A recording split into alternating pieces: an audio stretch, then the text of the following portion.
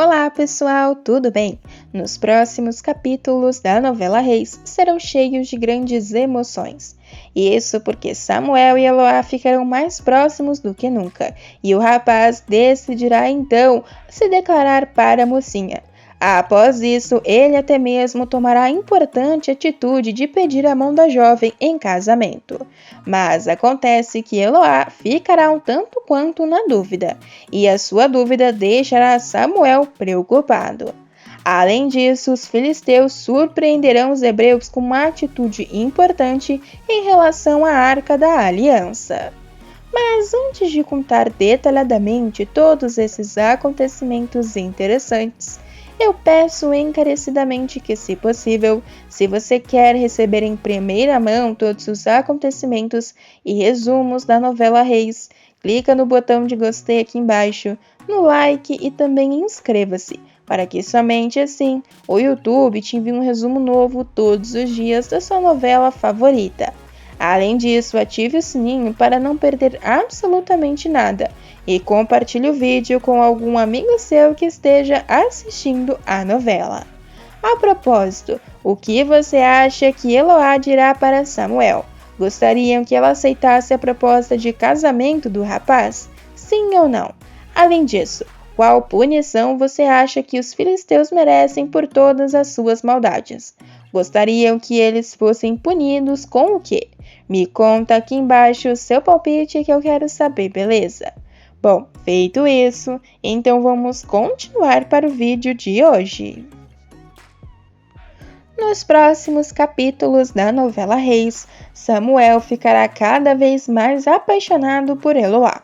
O filho de Ana e Eucana então resolverá dar um passo importante no relacionamento. Além de confessar todo o seu amor para a mocinha, que ficará completamente emocionada com as palavras do profeta, ele ainda pedirá a jovem em casamento. Eloá ficará animada com a proposta. A jovem não esconderá sua alegria diante do pedido e imediatamente a aceitará. Depois disso, Samuel então tomará coragem e conversará com os pais de Eloá, que também aprovarão o pedido para a grande alegria dos pombinhos. Mas acontece que depois do tão sonhado pedido de casamento e a comemoração linda que ocorrerá após isso, Samuel terá uma grande surpresa. Isso porque os israelitas receberão uma informação importante sobre os filisteus. Finalmente, os hebreus terão alguma vantagem sobre o inimigo, pois Samuel irá falar com o Senhor novamente. Todos os hebreus estarão descrentes, até mesmo acreditando que o Senhor os abandonou com o avanço das tropas dos inimigos. Mas Deus, além de jogar uma grande praga sobre os filisteus, ainda fará uma revelação importante para o seu profeta. Ele dará a importante missão a Samuel de recuperar a Arca da Aliança.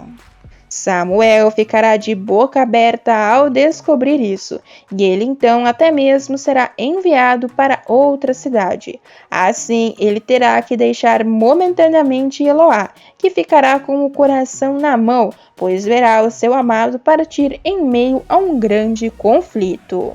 Mas Samuel ainda ficará sabendo do próprio Deus, que anunciará mais uma grande praga sobre os inimigos por suas iniquidades. O rapaz então levará as boas novas para seus conterrâneos e muitos ficarão descrentes e não darão ouvidos à palavra do profeta. Mas Samuel ainda assim insistirá que eles os ouçam. Com isso, então, como o Senhor falar, irá ocorrer, e os inimigos irão perecer diante de muitas pragas. Samuel, porém, acabará sendo enviado a Bet-Semes. Isso porque os filisteus tomarão uma atitude inesperada. Tudo ocorrerá depois de terem roubado a Arca da Aliança.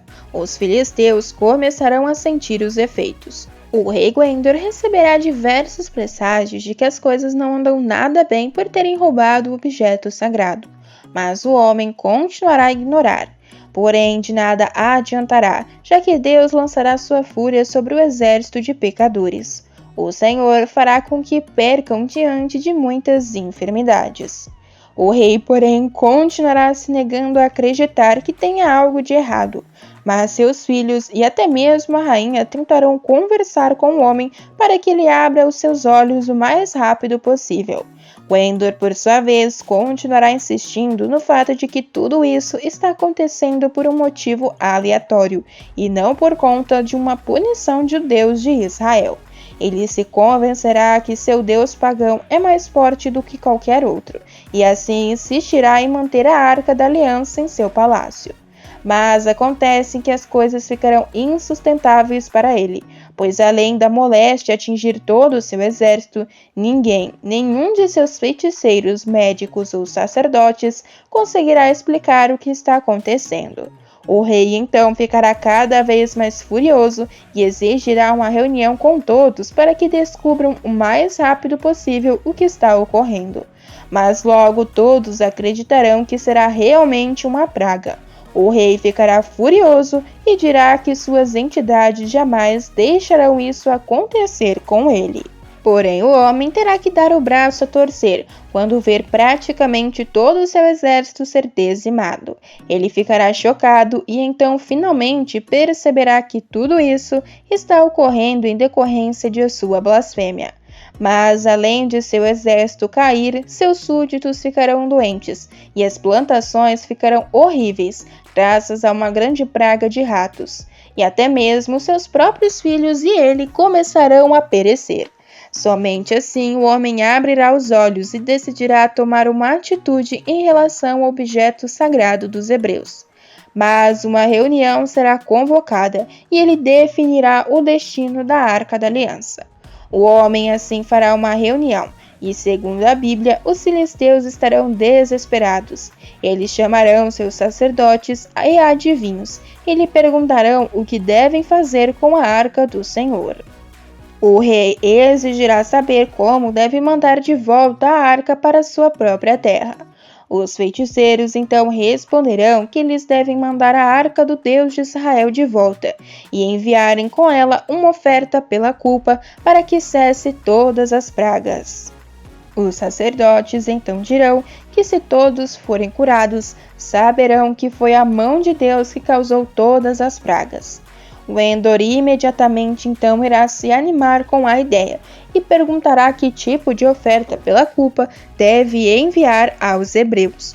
Os homens então responderão que uma vez que a praga atingiu Gwendor e seus 5 governantes, que eles devem fazer 5 tumores de ouro e 5 ratos de ouro como os que devastaram todas as suas terras. Eles dirão então que Gwendor deve fazer estas imagens de tumores e de ratos para demonstrar honra ao Deus de Israel, e quem sabe assim o Senhor irá parar de afligi-los com tantas pragas. Mas não somente eles, como também até mesmo os seus deuses e sua terra.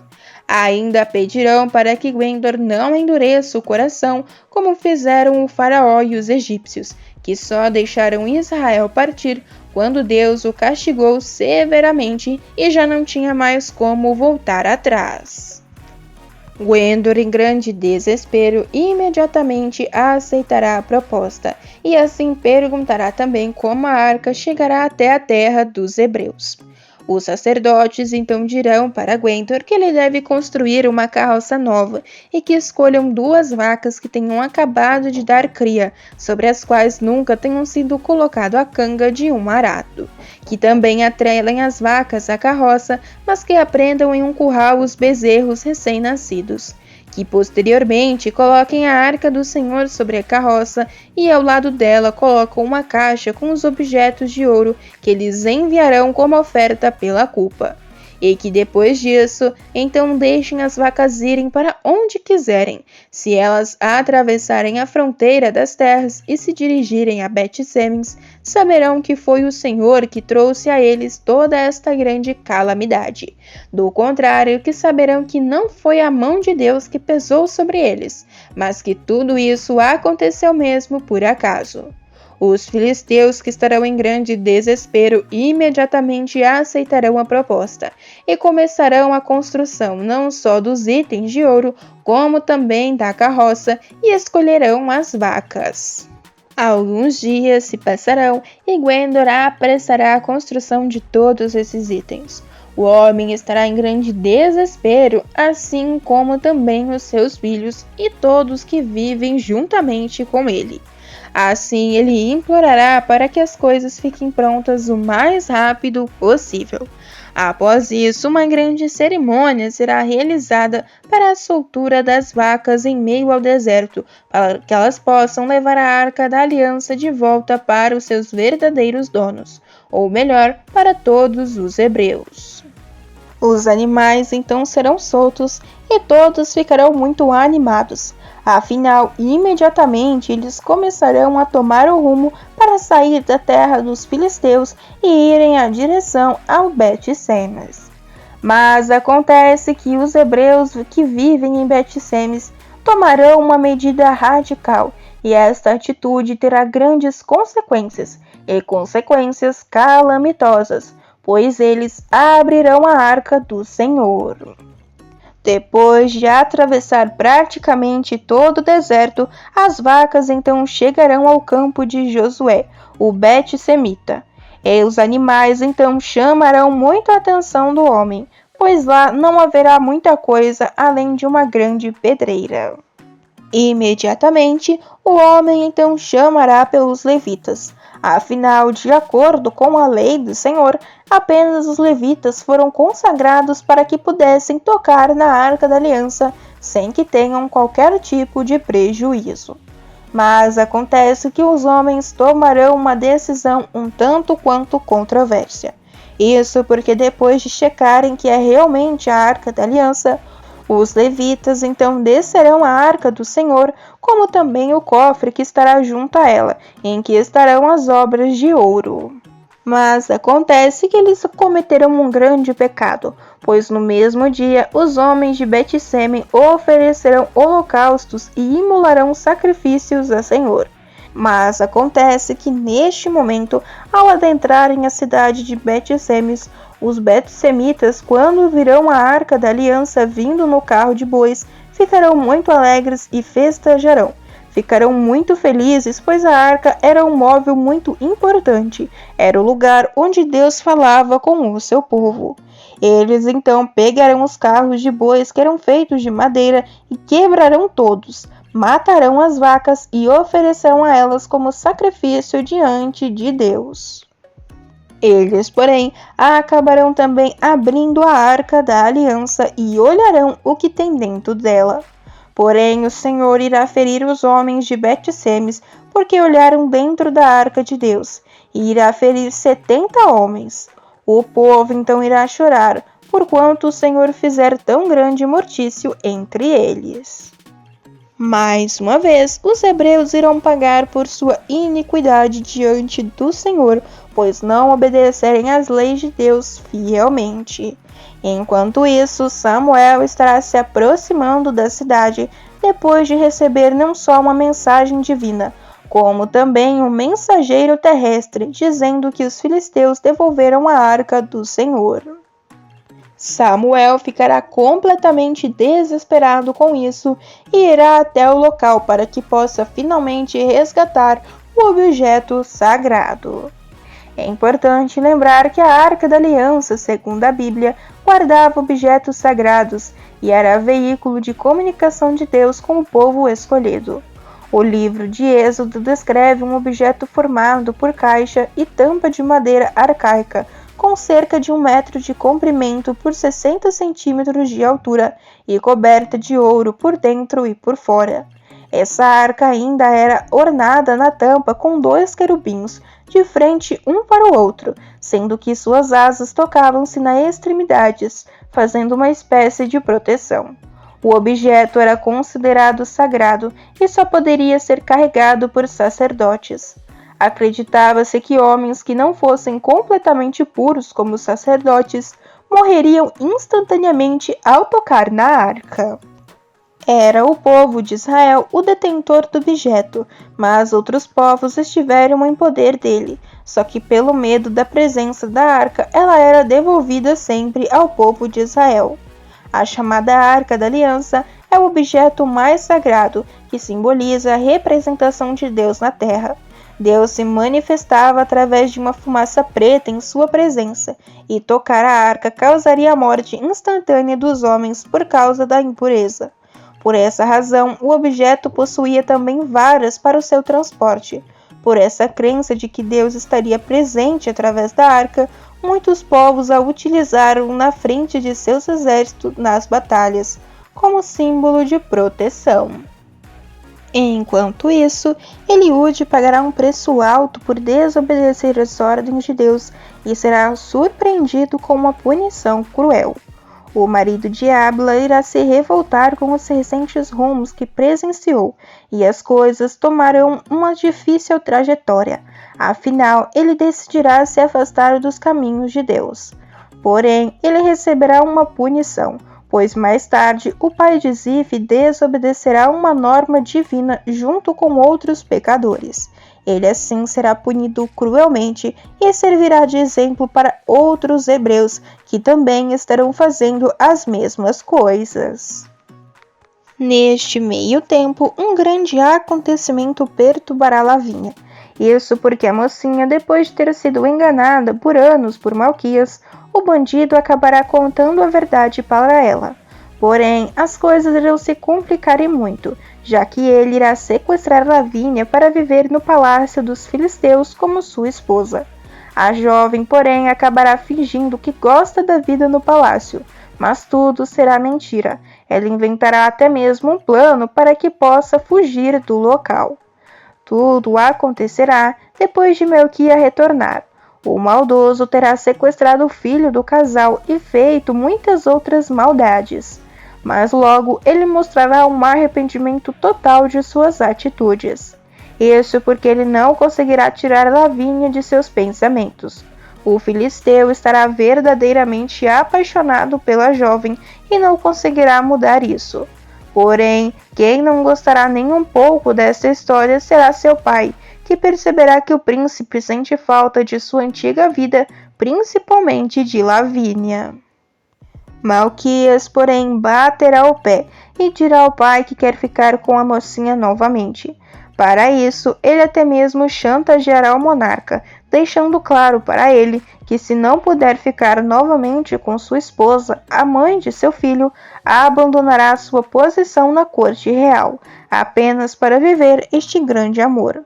Com medo do filho a abandonar por ser um dos principais guerreiros, Gwendor acabará cedendo depois de uma importante conversa com sua esposa. A mulher o aconselhará a deixar Malquias buscar Lavínia. Assim, ela até mesmo garantirá que o príncipe irá trazer a mulher contra a vontade dela, e que isso não dará certo. Gwendor então verá que sua esposa tem razão, e assim irá declarar a Malquias que ele pode buscar Lavínia. Enquanto isso, a hebreia estará vivendo um turbilhão de emoções, sem nem imaginar o que passará e que está prestes a ocorrer. A jovem estará comendo o pão que o diabo amassou depois que seu ex-marido ter levado o seu filho. Lavínia estará profundamente abalada por não ter mais o seu filho em seus braços, por ter descoberto as traições de Malquias e ainda por cima não entender as atitudes do vilão. Mas logo ela ficará ainda mais confusa, já que na calada da noite o homem invadirá a casa da jovem.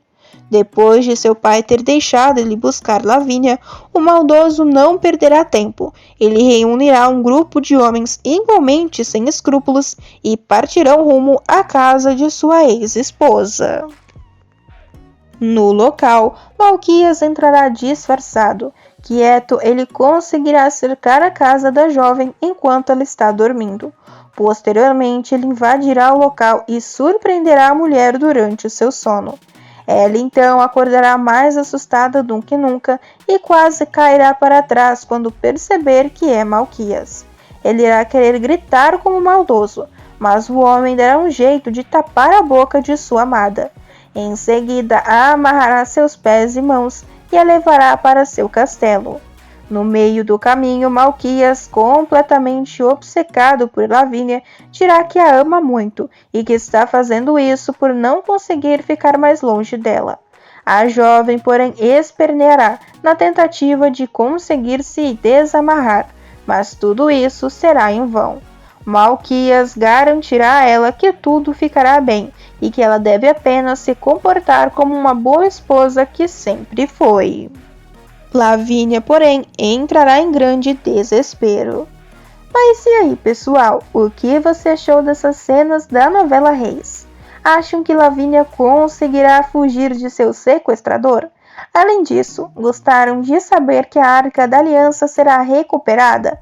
Gostaram também de ver que Eloá e Samuel irão se casar? Me conta aqui embaixo que eu quero saber, beleza?